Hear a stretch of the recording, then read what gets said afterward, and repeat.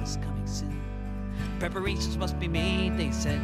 Now is the time. It was years ago, they shouted. Inaction was a crime. They said the dikes must be improved and the wetlands must be seen. Hi. Bringing peace and social justice issues into your living room, piece by piece. I'm your host, Pat Miner, and we have three guests with us this evening, and we're going to be discussing the UN Palestinian Statehood bid. You want to introduce yourself? Mohammed Abu-Hasan from the West Bank originally, and I live in Iowa City now. I am married and I have 2 kids. I'm an electrical engineer. That's what I do for a living. I'm Paul Meyer. I'm a physician. I have a PhD in religion, and I am currently active in Palestinian peace efforts because I lived in Israel and I love the people and I came to hate their politics.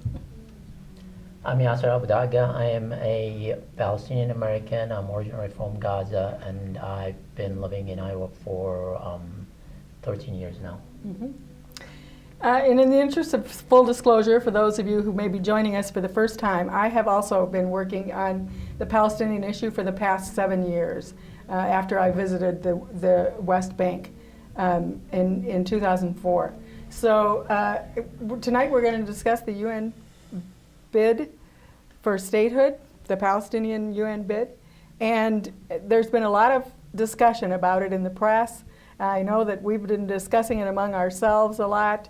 And tomorrow, the way I understand it, what's going to happen is President Mahmoud Abbas is going to walk into the UN and give a speech and about why the Palestinians should have statehood. And then he's going to hand an application to Ban Ki-moon, who is the secretary, the general secretary of the UN, right? Yep. And which will request that the Palestinians are recognized as a state in the Security Council. Is that correct? Right. Is that what everyone understands? Mm-hmm. And can you talk to our viewers? Somebody want to explain to our viewers exactly what that means? What does it mean that they're going to the Security Council as opposed to the General Assembly, for example? Absolutely crucial. Yeah. On the ground, the effort that Mahmoud Abbas is making will make no difference whatsoever. The differences between making the application to the Security Council and to the General Assembly are these. In the General Assembly, a vote would be taken that would reveal how wide and deep the commitment of the nations of the world are to Palestine having its own state, having a legitimate role in the United Nations. By submitting the application to the Security Council, what will happen, almost regardless of what the United States does, whether they exercise their veto or not, there will not be a demonstration of widespread worldwide support for a Palestinian state. It will be a debate among 13 to 17 individual states, and regardless of what that vote is, it will either be voted down by the United States, or if the United States should choose to abstain and it passes, it will then pass to a committee. And everyone who has studied bureaucracies know what the functions of committees are. The place where ideas go to die is in a committee. Yep. Well, my understanding is the president can push for a vote tomorrow, though. But these committees, they can ask for an indefinite time to discuss this, and they're going to request letters, and they can hold up this for a long time too. Yeah, and what do you? My understanding is they need 9 votes in order to pass it in the Security Council, unless someone vetoes it. Is that what your understanding is? There is 15 members in the Security Council. 5 of them are permanent. Okay. If any of them voted no against that resolution, that's a veto, and that will. Oh, really? I thought there were only like 4 or 5 countries that had vetoes. Yeah, that's 5 permanent. Yep, that's the 5 permanent. The 5 permanent members, but and they are 15. They are the U.S., France, Britain, China, and Russia. Okay. And we know that Russia and China said that they will support and they will not use the veto. France and the UK, they most likely will abstain. the U.S. has said that they will use the veto if it comes down to it. And then the Palestinians are saying that they have 9 of the 15 already supporting. They do. They already Okay. do have that. Okay, So great. it seems like it's going to come down to the American veto to shoot down the resolution. So what it will take is 9 votes, Yeah. supporting the resolution and no veto. But we all know that the president committed to a veto. But Right. we'll wait and see. So you think that President Abbas, however, will push for a vote tomorrow? Is that what you think? Is that what he's saying We he's going to hope do now? that they do, but some among the Palestinians, some people argue that the best thing to do is go for something that has the chance of succeeding. Mm. So some people are saying maybe they should go to the General Assembly, Mhm. which is the other approach, and gain a different status, the non-observer state, non-member observer status for a Mhm. state. And with that, they can go to the International Criminal Court Mhm. and pursue other avenues and gain more leverage in fighting this fight. But it's not going to be as good as the full membership. But I think Statehood. the Palestinian authorities, at least until up today, they're committed to go to the Security Council for a full member state in the UN, and it seems like there is some talks about that the Palestinian Authority will submit their application, and then that application will be put on hold, and then there will be a timetable to resume negotiation, and then within a month to resume negotiation, and within 6 months to put timetable to end occupation and create the two-state solution. And then if nothing progress within a year, then that application will be revived, and then the vote will happen. So either way, it seems like it's going to go into the Security Council, but we don't know if it's going to have the vote soon, or the vote will be tabled for later on.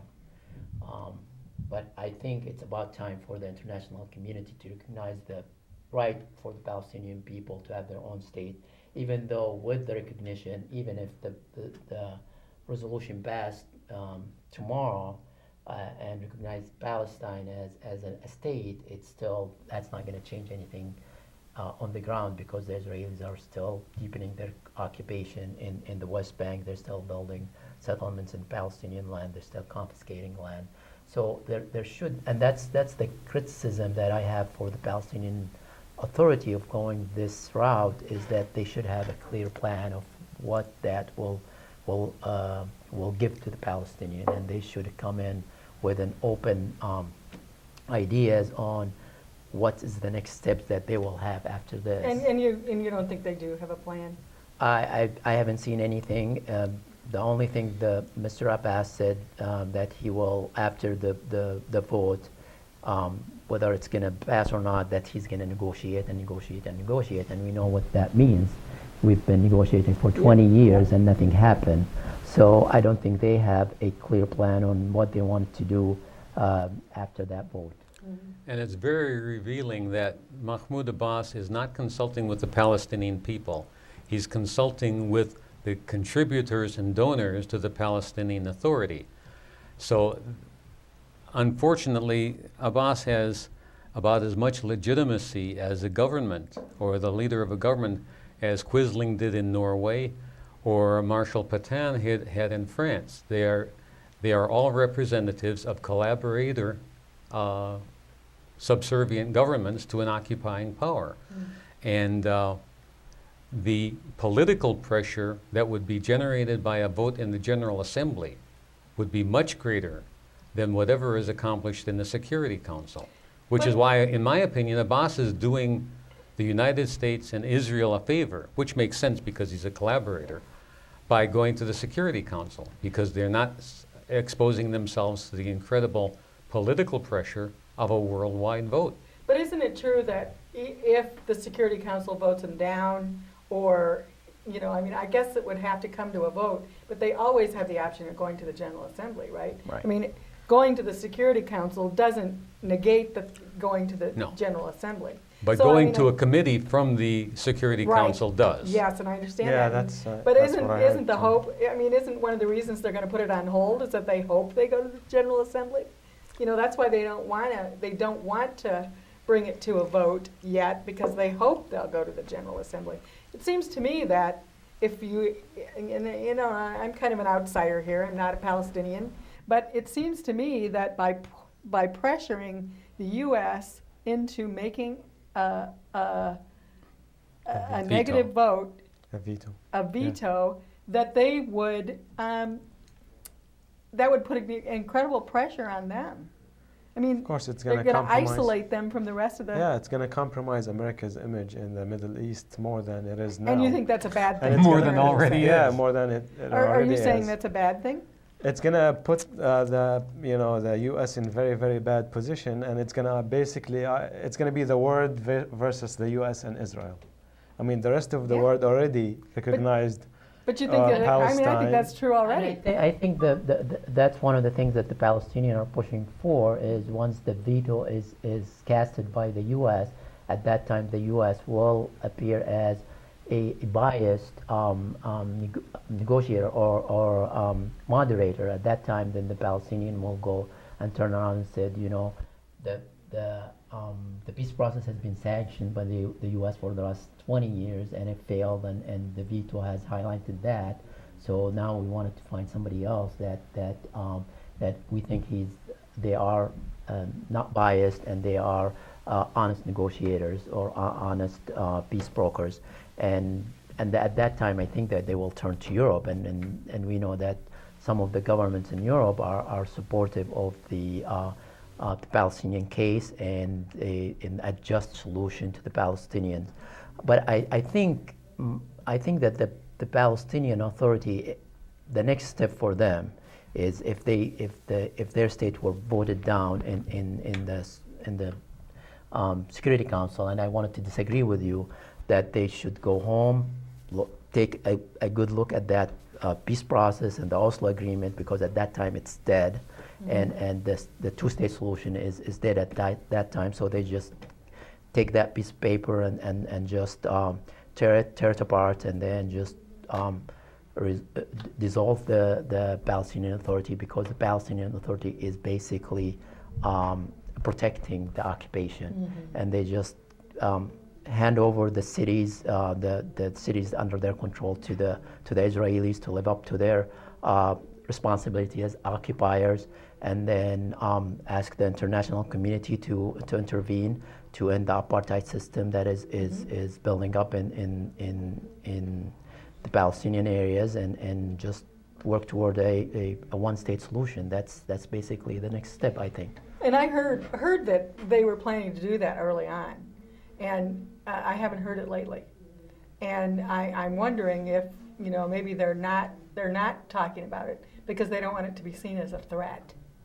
But I wonder if that isn't what they're planning, and maybe one of the reasons they're not talking about it. Did you hear? I mean, I haven't heard anything official, but that's the logical steps, because Yeah. at that point the two-state solution will be dead, because the whole premises of the Oslo Agreement is the two-state solution, and if that gets vetoed down by the broker of the peace process, then that's mean that the two-state solution is not viable dead, anymore, and yeah. it's dead.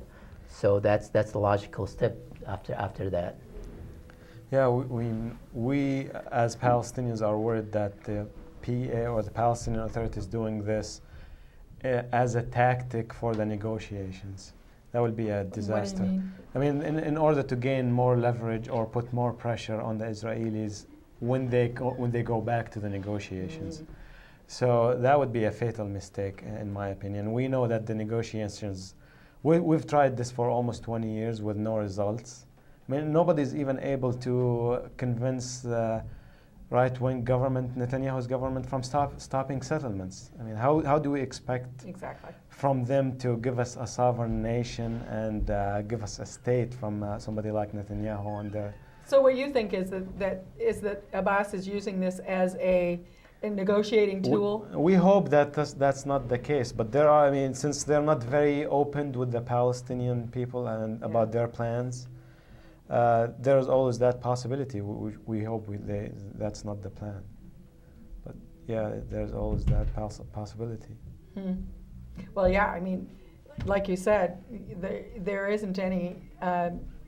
There hasn't been any progress at all. I mean, we can reiterate The Palestinians have been negotiating with the Israelis over a pizza, while the Israelis Exactly. are eating the pizza. Yeah, that's true. Exactly. I like that analogy because it makes a lot of sense. I mean, the Israelis are always wanting to go back to negotiations because that's what's working for Yeah, them. that's what's working for them. Yes, I mean, exactly. the goal, the process is becoming the goal for them. They want the process to go forever, and then meanwhile they're going to be building more settlements and more settlements. I mean, with me, every time I go back and visit, which I do every couple of years, there are more settlements, more Jewish-only roads. And you were just there this spring, yeah, right? I was there a few months ago. It's beyond belief how much settlement activity there is. And we want to remind our viewers that the settlements are built on Palestinian Illegal. property. We have to emphasize the word illegal settlements because illegal. they are And illegal. unfortunately, the Israelis used the peace process to deepen and widen the occupation. In the last 20 years of negotiation, which is negotiation basically to end the occupation and give the land back to the Palestinian, the occupied land, the number of settlers, Israeli settlers in the Palestinian land has tripled. Right. So the Israelis are gaining time to put facts on the ground, so when they're ready to sign that last piece of paper to create a state, it's not going to be a viable state. It's going to be like a Swiss cheese riddled. Well, it already is Swiss cheese. Yeah, the but settlements are. Even at that time, it's not a state. It's not Right. even, and the areas that the Palestinian Authority controls are not actually controlling because the Israelis come and go, the Israeli army come and go as they wish.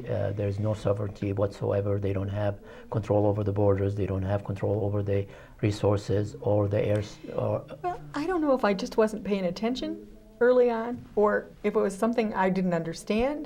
But recently, I've heard that the Israelis are demanding control over the Jordan Valley. Oh, Now, when I that's first a fait accompli. That's already accomplished. but I mean permanently. And that's Yes. they've been asking for that for a long time. You know- and they're saying And they've been both. The Jordan Valley is already considered annexable territory. Yeah. Well, by Israel, right? Yes. and then What the Israelis are offering basically is a thin slice of land for us because they want the water, they want the airspace, they want unarmed state, they want they don't want to discuss any the right of return, they don't want to discuss Jerusalem, they don't want to discuss anything.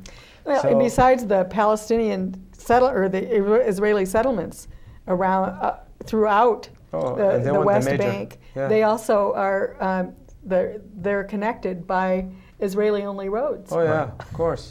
And Which the checkpoints. Palestinians can't travel on, which No, we Palestinians can't. can't, There's- in many cases, can't even cross. Yeah, and that's the irony is this is Palestinian land, but then the Palestinians cannot use it. Cannot use the roads, cannot use the settlements to live in. They cannot use the resources on those land, even though it's a Palestinian land. And unfortunately, I'm saying that with grief because it's the Palestinian Authority that emboldened the occupation because they have been, as Paul said, they are subservient to the occupation. They have been acting as their police. They're suppressing any uprising against the occupation, any resistance to the occupation, and they're saying that negotiation is the only way forward.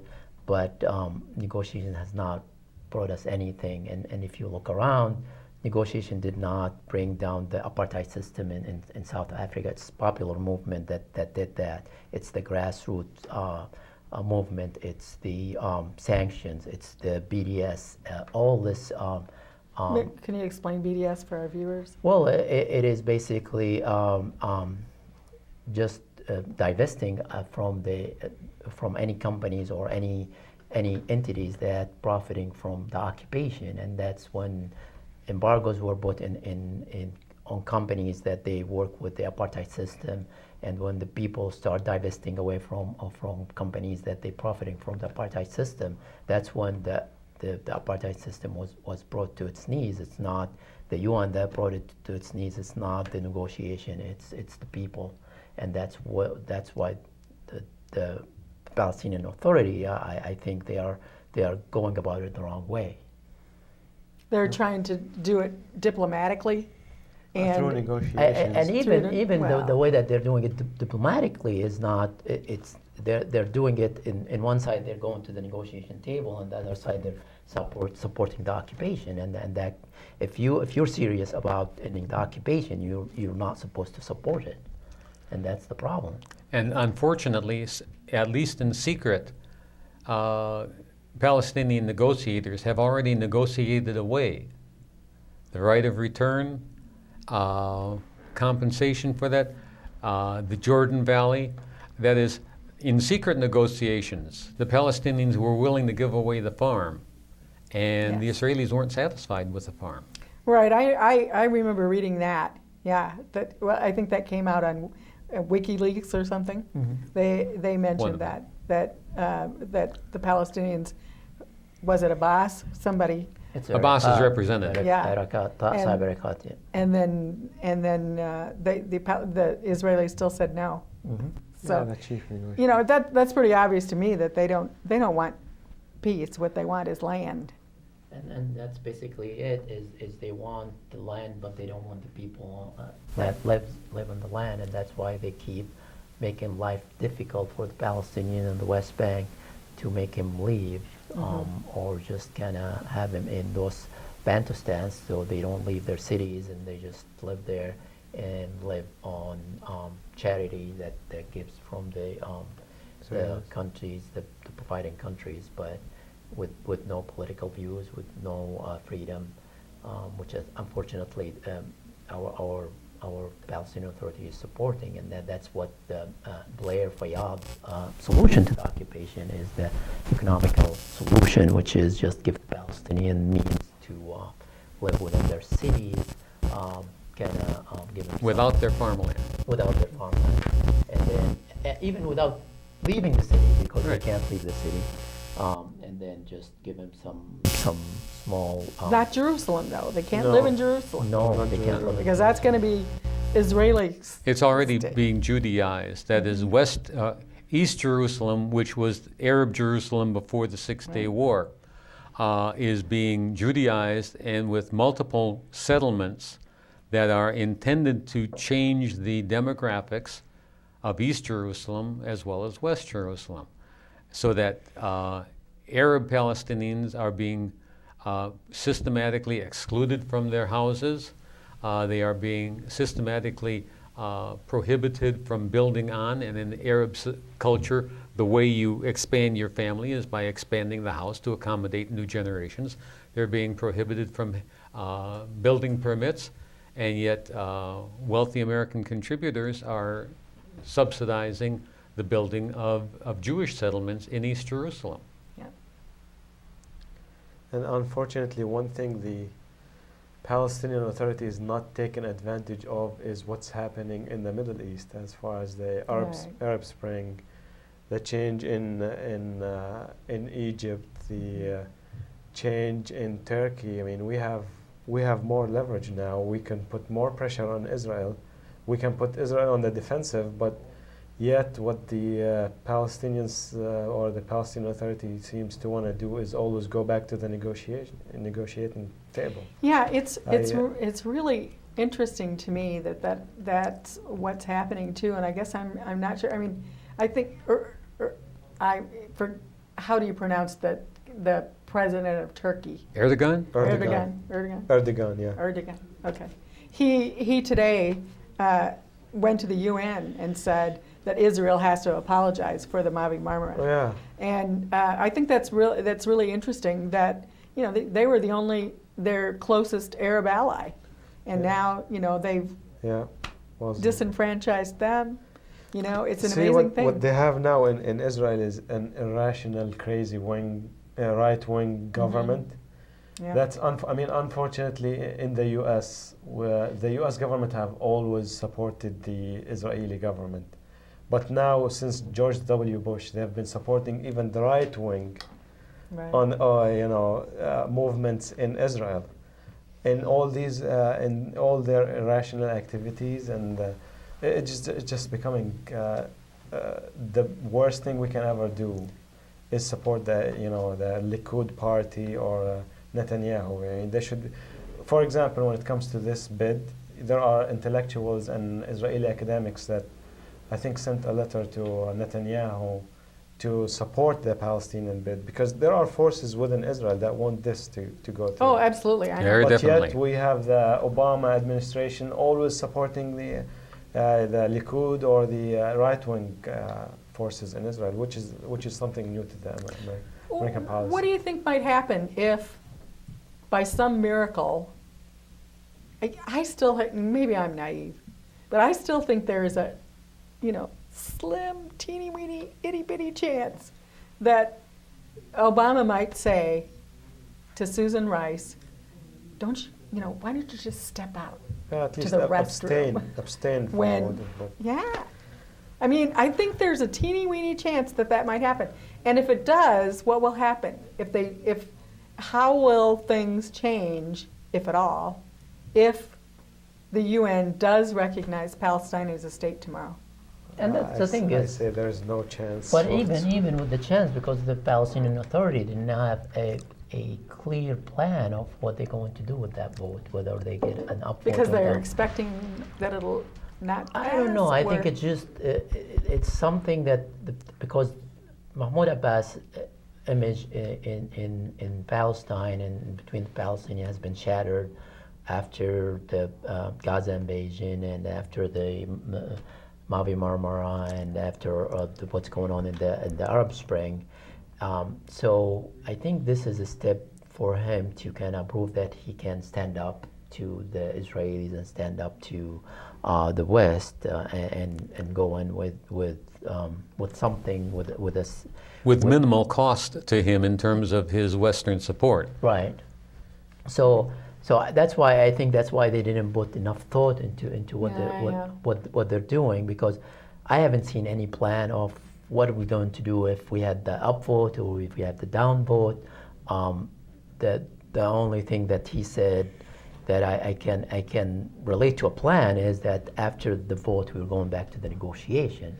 So it's going back to It's square actually one, the wrong basically. thing to say is say we're going to go back Yeah. to it, because you're giving So yeah, I'm not sure, but some of the people are saying that if we get the upvote, then that's mean we can get in the International Criminal Court. We can get in some of Right. those UN agencies that could help the Palestinian preserve their culture, go after the settlers for stealing the Palestinian land. But there is no cohesive or clear plan of what's going to happen next. Which makes me think that it is basically Abbas's plan to attempt to establish the reputation of the Palestinian Authority, not in the eyes of the Palestinians, but in the eyes of the Western world. I would think so, but I would think that if a vote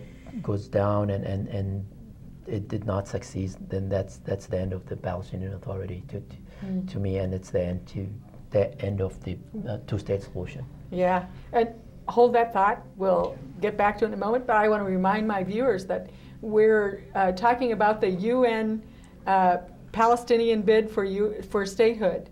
And this evening you're watching Piece by Piece, and I'm your host, Pat Miner, and this is... Mohammed Abu-Hasan. Paul Meyer. Yasser Abdaga. And if you'd like to join the conversation, we'll be posting the telephone number for you to call on the screen. Thanks. We'd love to hear from you.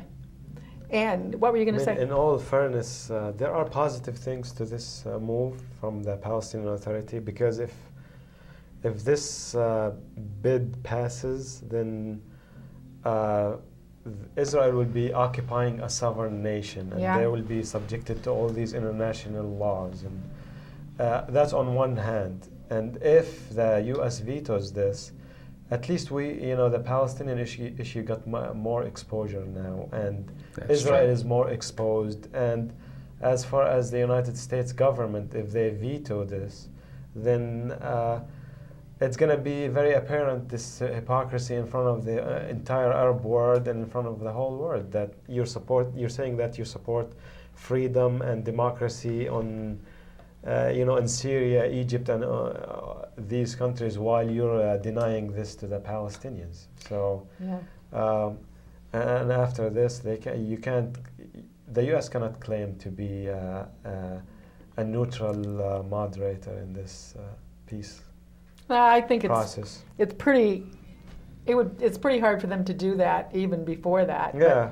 But they have been claiming they're an honest broker, and like you mentioned, I think earlier, that this, if they vetoed this, if it gets to the Security Council and the United States vetoes this, it'll be clear to the entire world that they are not an honest broker, and maybe they could get some support from another nation. But yeah, they would be, if they did indeed get statehood, Yeah. Israel would suddenly be occupying a sovereign Yeah. nation. And hopefully it will be clear for the American public opinion Yeah. that we are supporting Israel. They keep saying the word our number one ally, our ally. Right. I don't know why Israel is our number one ally. What is Israel bringing to the table as far as when it comes to this relation with the U.S.? I think it's really interesting, and you look back at the history of it, and Paul, maybe why? Well, the short answer is that the United States supports Israel because American politicians are supported by American Zionists. I can make that answer a whole lot longer with some details, but you can go all the way back to Louis Brandeis and Woodrow Wilson, and you can go back to Harry Truman and his advisors, and it is the case, and Truman's election in 1948 was profoundly financially subsidized by American Zionists, with, if it not a written quid pro quo, certainly a clearly understood quid pro quo. Yeah, I mean, I don't know if you watched a few months ago when Netanyahu came and gave the speech to the American Congress. Unfortunately. You could tell that the Israel lobby probably bought half of, or the majority of the Congress people in the Congress. He was basically saying no peace. I mean, if you listen to him, he said no going back to the 67 border, no to Jerusalem, no to the refugees. You're going to have unarmed Palestine, no to the Palestinian unity. He's basically saying no to peace, and the Congress people were applauding him in a hysterical way. Yeah, And they it's applauded just, him more than they applaud their own president. yeah, I don't know how many times. It's probably 70 times. It's And unfortunately, it's across the aisle. It's both Yeah. the Right. Democrat and Republican, which is something you would expect that one of the parties will be in supportive and the other will be, but not in this case. It's not. they're all been supported by the AIPAC, and all of them they have been getting money from special lobbies, and that's why they continue that support. In fact, the only president that's ever been able to stop settlement building for any length of time was Bush 1. yeah, Right. it's And true. he did it because he threatened to stop giving them money. Yeah, And Sanctions. it's no coincidence that Bush 1 lost his bid for re-election. That's right. And who won? Clinton. And what happened? They went right back to course. rebuilding settlements. More settlements. The last president to effectively resist Zionist action in the Middle East was Dwight Eisenhower. The next one strongly attempted to resist Zionist action in the Middle East, and he got 3 bullets through his head. Yeah. I didn't understand. I didn't know that. And Kennedy wanted to submit the Dimona nuclear reactor plant submitted to rigorous inspection, Really? and This Ben-Gurion did not. This is a conspiracy theory I haven't heard before. And I've done lots of research on Benjamin Kennedy's Disraeli stuff. said something very interesting. He said the world is run by people whom the people who aren't behind the scenes never hear about. Oh yeah, I absolutely believe. I'll have to talk to you more about that because the Kennedy assassinations, plural, have been an interest of mine for a really long time. And I'd not heard that one before. Yeah. And of course, we'll just mention this very quickly. Robert was killed by a Palestinian, supposedly. Supposedly. Yeah. Anyway, back to the UN bid. And we've established that the U.S. It'll either get tabled, we think, or certainly the U.S. will veto it. Most likely. But if by some miracle, and it would be a miracle, I think, it did pass, we would still have the same situation on the ground. And it would be sent to committee. It would be sent to committee to how to most should we do effectively enact this deed, how to bring it into being. So now we have a state, but what are we going to do about it? Exactly. Right? It would Yeah. still go Exactly. to committee. And the ideas were the ideas going around is that at that time, once Palestine is a member state, then at that time they can go to the International Criminal Court to go after the settlers and the Israeli government for building on the illegal settlements on the West Bank, building the Jewish-only roads, and asking for the right of return, The asking wall. for the resources and compensation and all that. But I don't know how much that will bring to the Palestinian, because we've already got a resolution from the World Court Yeah. that the wall is illegal, but the Israelis are still building it. Nothing. And that's the thing. As long as the Israelis are getting the support from our government here, they will continue to defy the whole world and defy the UN and continue their occupation. So I think that, and as I said from the beginning, the best way forward is to build the resistance to the occupation by popular movement, by the grassroots, by educating the people here in the United States, having the people view of the issue change from what they see in the mainstream media, which is most of the time is biased against the Palestinians. Yeah, one of the, I want to talk a little bit about, I think one of the things that, positive things I see, besides about going to the UN, besides the fact that it is, and I think you're right about this, I think one of the best things that's happened is that now it's in the news. I was watching CNN the other night, and they had 2 stories with 2 different experts on within the span of 10 minutes. Some people say that we've won half of the battle Yeah. by all the publicity we got out of Yeah. this. So So I think that's a good thing that's come out. Agreed. Maybe that's not what the PA wanted, but that was a good thing that happened. The other positive I see, and I don't know if it's a good thing necessarily, but it's a positive, is that it's a nonviolent thing to of do. course. We've moved forward in a nonviolent manner to assert the rights of the Palestinians to become a state. And nonviolent resistance is the most terrifying form of resistance for the Israeli leadership. Yes, they said so themselves. They Another can, week. they can cope with violent resistance Yep. because they can escalate the violence. But when they murder 30 to 50 Palestinians who are simply walking across the border at the Golan Heights, the whole world sees that this is a nonviolent resistance that is being, whose crushing is being attempted by Israeli murderers.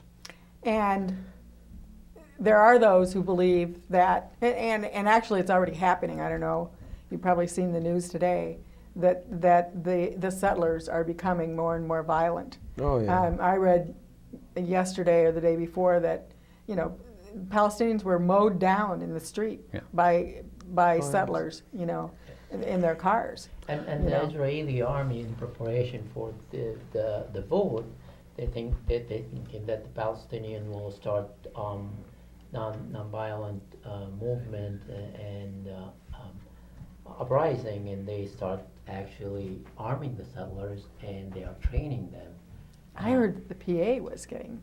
And the PA and they are providing to the. Remember, the PA is a collaborationist government, so it would not be at all surprising for the PA to turn their weaponry on Palestinians. It's not that. Actually, the Israelis are now arming the Palestinian Authority. Exactly, that's what I heard. So they will quell any uprising against the occupation. Yeah, and the that's problem why is that it's a non-violent uprising. Just like it was in Egypt.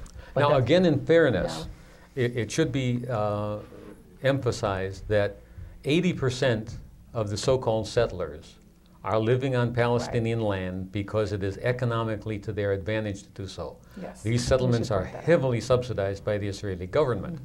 The remaining 20% are fanatics, they're militaristic, they have an ideology and a theology that justifies the domination of another people and the destruction, the killing of non-Jewish persons. So you've got a fanatic minority and the majority of settlers who are living there because they can live there more cheaply than they can in Tel Aviv.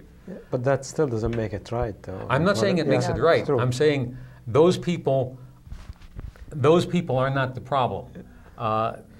They could be very effectively handled by moving them to another location. But the 20% will either kill or be killed on that land, unfortunately. I encountered one in Hebron, and on that particular occasion when he was accosting me and the people I was walking with, I said, "Today you are the terrorist." And he responded in very good Brooklynese English and an expression that I probably shouldn't use on television. Really? You see a lot of them from Brooklyn. Actually, I remember as a kid, I was probably in 5th grade, that a settler shot at us. We were a bunch of kids, and now thinking about it, I can't imagine how an adult or a man shoots at a bunch of kids. It's just unbelievable. I don't know what kind of mindset these people have. Well, I was in Hebron also, and we were coming out of an apartment. I was there with, this particular time, with I can't remember which group I was with, but we were coming out of the Christian Peacemaker team's apartment, which was right on the road. Right. And there's a fence right there. And as we were walking out, there were 3 children. Probably the oldest one was 16. The others were, maybe 12, 13 years old. And we were standing there, and we decided to engage them. "Hi, how are you doing? Are you having a nice day?" Kind of thing. And they just kind of looked at us. And as they turned to walk away, we saw that the oldest child had a M16 slung on his back. 16 years old. And those are settlers. As we were, they were settlers in Shuhada Street. If anybody's, And we were walking away, and as we were walking away, I heard, and I turned around immediately because I'd recognized that was a gun to make sure that somebody wasn't getting hit. And I realized it was just a stone. What I didn't realize at the time, and somebody told me later, was that the stone that was thrown was as big as somebody's fist, and that it had come this close to our leader's head. Wow. So, these are children who are being taught to hate the other. And I'm putting the other in quotes because this is one of the disastrous things about this religious Zionist ideology, is that the non-Jew, and even the Jew who is not respectful of their ideology, The non-Jew is a non-person, and he is, under certain circumstances, eminently qualified for being killed. And it's not only the settlers. I mean, look at the Israeli foreign minister, Victor Lieberman. No, Right. Lieberman. I mean, he wants to transfer all Arabs, to Jordan, and he's not even born in Israel. He immigrated to Russia. Right. He's not. He wants to transfer us, who's born there, and our fathers and grandparents who are born there. I It just know. doesn't make sense, and they are in the government. Unfortunately, It's, this is being echoed here in our Senate, that some senators they're advocating Oh, that, yeah, I and they're heard saying, and some of the presidential candidate that's saying, yeah, we recognize that the Palestinian need a state, but the state should be somewhere else other than Palestine. Really, I haven't heard them say Yeah. I mean, that. the fact that and not- that's Huckabee was one of them that he said that. I mean, the fact that they always insist that we have to recognize Israel as a Jewish state, Right. That's an introduction to what's going to come, which means transferring at least the Arabs inside Israel to outside the country, Right. which that's what's going to Yeah, right. most I mean, likely that's, happen. That's what, But in I mean, United us States- as Palestinians, it's none of our business. Why do we have? It's up to the Israelis to choose what kind of state they want to have. They Yeah. can have secular state. They can have Jewish state. They can call it whatever they want. It's none of our business to say, it's a Jewish state or whatever it is. But that's the thing, that they want us to say, yes, it's a Jewish state. That's mean they will have the green light to ethnically cleanse True. Israel from all the Palestinians, especially the ones that they are living now within the 1948 borders, that they're probably about 20% of the population that they wanted to actually, and that's one of the things that they wanted to put in the as a condition to create the Palestinian state, that they won't transfer those to the newly created Yeah. Palestinian And state. I find it ironic that in the U.S., which is based on the separation of religion and state, they're always supporting Israel as a Jewish state. I mean, Yeah. a Jewish state or any state that's based on religion, whether Muslim, Christian, or Jewish, per definition, it's going to be racist, or it's going to be, it's not going to be a democratic state. or theocratic. So I don't know why all politicians are saying, it goes against the American values of separation between religion and Yeah. state. Something is very interesting is happening within the American Jewish community, however, because the attitude that you just expressed of endorsing Israel as a Jewish state and yet living in the United States as a secular, heterogeneous state, that attitude is supported by the older American Jewish community. But the younger Jewish community, the younger Jews, are saying, we've got it pretty good living in a secular state. Yes, Why true. do we need a Jewish state? And by the way, there are lots of Jews who are against. The biggest opponents of Israel are Oh, Jews. absolutely, So it's- absolutely. The conflict in Palestine is not a religious conflict. No. It's a conflict between occupation and an occupied Well put. part. Yeah. So, That's great. and they keep trying to make this as if, I keep saying, the Palestinians, if our occupiers were Muslims, we will fight them. It's not about Right. religion. This is not Muslims versus Jews. It's about occupiers versus the occupied. So, and That's a good way to put it, And the yeah. goal is the ideal solution, in my opinion, is to have a secular, democratic one state where all Muslims, Jews, Christians, atheists, Druze, whatever, we can all live equally, with equal citizenship and. And with constitutional protections for all minorities. Yeah, of course. But no, what the Israelis want to do is go to something prehistoric, and they want to go to a Jewish-only state. Well, it's because their leadership are gaining from that idea is because that's mean they're getting the free land and the free resources, and then continuing the status quo will keep them in power because they're the protector of Israel, and they are the protector of the Jewish people. And even if you look at the whole idea of the Israel as a homeland to the Jewish people is to protect the Jewish people from something happening to them similar to what happened to them in Europe during the World War II. But the idea has failed because Jews in Israel are the most vulnerable Jews in the world because they're not after 60 years of creating Israel, Jewish in Israel are the most unsecure Jewish in the world, because Jewish in Europe are secure, Jewish in here in the United States they're living in peace. But the idea of creating a Jewish-only state to be a safe haven for Jewish is actually backfiring. It's not. It just creating a racist state is not a good way to create a secure state. That's an interesting point. I mean, I think that is interesting is that the more they occupy Palestine, the more they fight against Palestinians, the less secure they become. And I think that's really obvious in what's happening with the states around them that used to have an agreement with them. Wouldn't you think they'd get a clue? I mean, why is Egypt now backtracking on their agreement? Why is Turkey now saying, you know, And why maybe do you're not such a Iranian good friend? Jews absolutely refuse to emigrate to Israel? Really? They're freer in Iran, and they enjoy living in a Muslim society as Jews more than living, quote, as Jews in the Jewish society. Because Israel is not, when Americans think of a Jewish society, they think of the Jews they've encountered in Brooklyn or Miami or Chicago. Israel is not that kind of Jewish No, it society. isn't. Israel is pretty secular, you know. Oh. If you, It's The actually, vast majority of Jews in Israel are essentially atheists. yeah.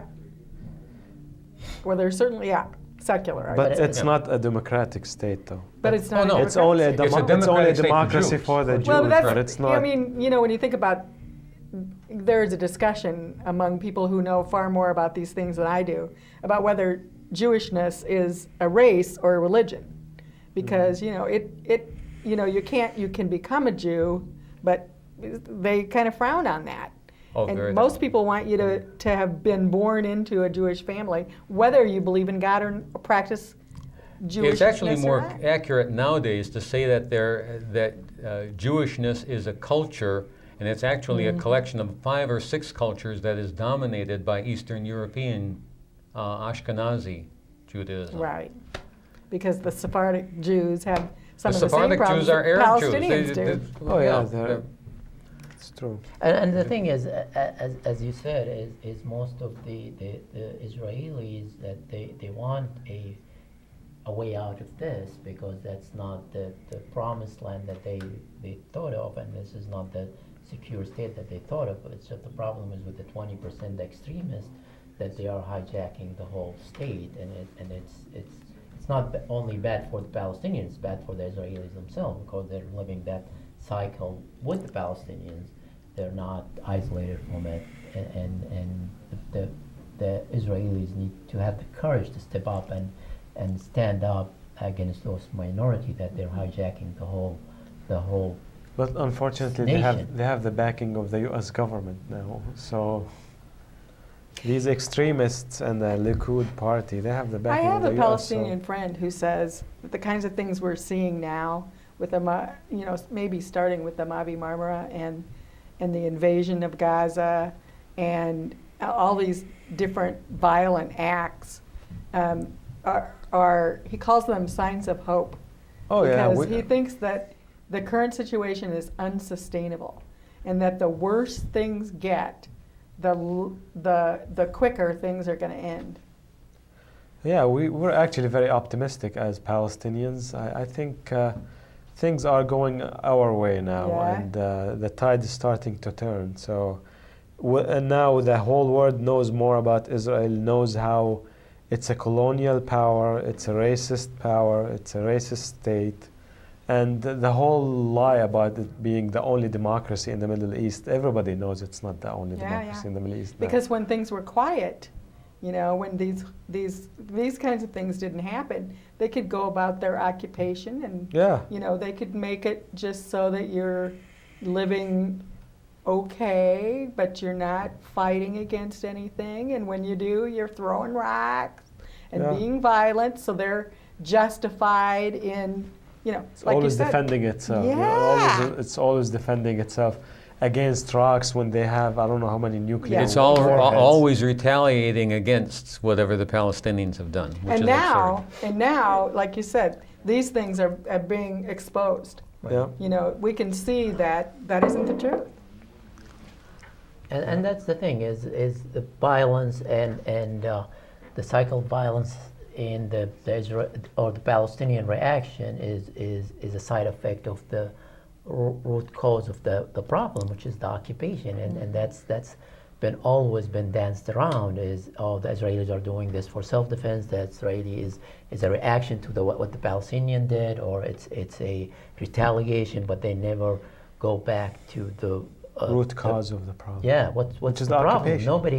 Nobody, it's occupation, stupid. Yeah. It's Yeah. you know, nobody has the courage to, and especially in the media here, when when the Gaza invasion happened or when the Lebanon invasion happened, they go and talk about the side effects. They talk about the violence. They talk that the Israeli had to invade Gaza because of the rockets, but they never said A homemade anything rocket. about who's firing those rockets. So those are refugees that they're actually firing rockets into the land that they used to live in. Yeah. because At the they're not- village that they used to live in. Yes, because Yeah. they're not Yeah. allowed to go back to their Yeah, homes. yeah.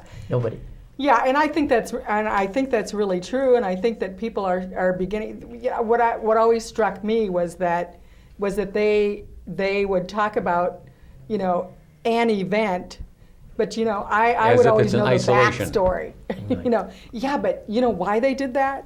It's because the Israelis invaded, or the Israelis. Yeah, the media broke always the adopts peace. the Israeli side of the story. You know, And It this is was one of always the good amazing to me. aspects that I will have to agree with you on Ah. and recognize in the current situation. Notwithstanding massive American media endorsement of the American government's position, notwithstanding the media endorsing that position, more and more Americans are becoming aware Yeah. that what they have been told is a lie. Exactly. And I think that's one of the good things about this coming, you know, the UN bid Yeah. to It's one of the to make a big state is that, positives. you know, people are really starting to pay attention. They're asking questions. Yep. You know, and people are starting to pay attention. I've seen a significant change in the media attention since I started the issue. You know, I didn't know anything about it, and I was convinced to go to Israel, Palestine, and then when I come back, you know, I saw on the ground, and of course when I came back, I couldn't stop. You know, we're getting the high sign, we're probably gonna have less than 2 minutes. Does anybody have any words of wisdom to say before we close? See how quickly this goes? Let me start.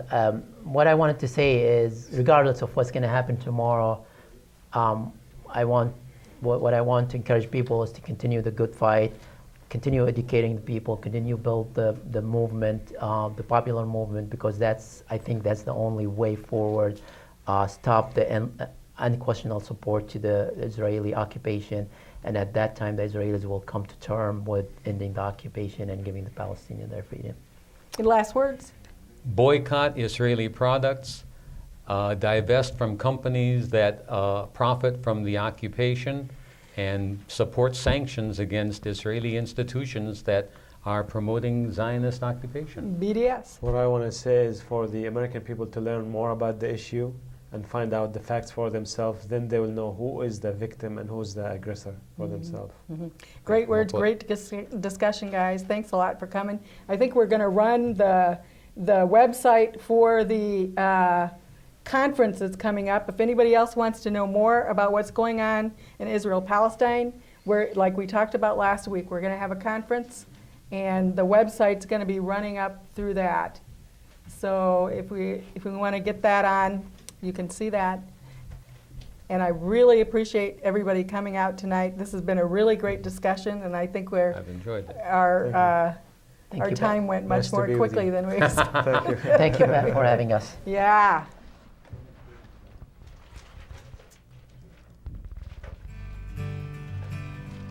National Geographic and the Times-Picayune. They forecast the apocalypse, said it was coming soon. Preparations must be made, they said. Now is the time. It was years ago, they shouted. Inaction was a crime. They said the dikes must be improved and the wetlands must be seen. But Washington decided